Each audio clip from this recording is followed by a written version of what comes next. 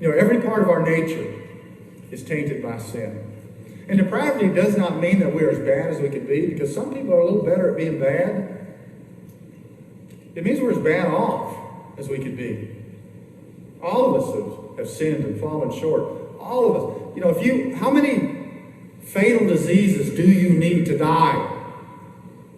You could have 30 fatal diseases, you're going to die. You could have one fatal disease. Some people are accumulating horrendous amounts of bad behavior and sinful things. But James says it only takes one. It only takes one thing to be a lawbreaker, to be an outlaw, to fall short of the glory of God.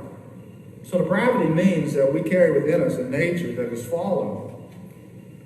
And unchecked is going to exercise itself in greater and greater measures.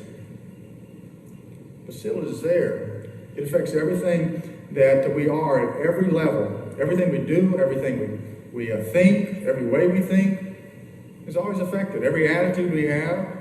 We always have to battle that crowding in of that sin nature. Someone has said that if the color of sin was blue, we would be blue all over, blue on the inside, and our fingerprints, everything we touched would turn blue. Because sin is prevalent. Every part of it, every aspect of our life. And depravity actually has more to do with our relationship with God than one another, even though it plays out in how we treat one another. But a lot of people may look at your life. I look at some people here. You're pretty good people. You're doing pretty good. And people might look at your life and think, you're okay. But then you know what God sees. You know what's inside.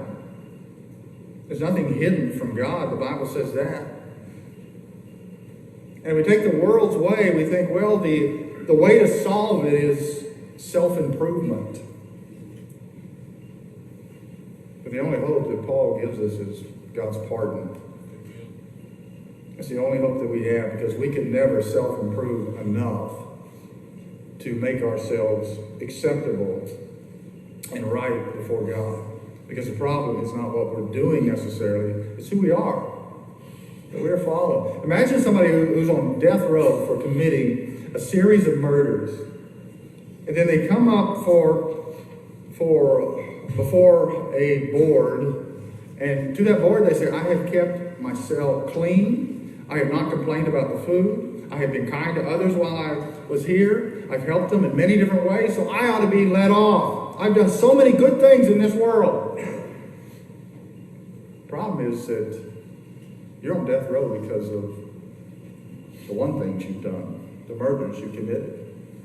So no amount of good things can you do to take away the guilt that has already condemned you. And that's what Christianity talks about. Christianity says that we are guilty before God. And a pastor friend of mine actually said, I don't do guilt. I don't do guilt. The Bible's filled with it. That's why the Bible presents good news, because it presents us as guilty before God.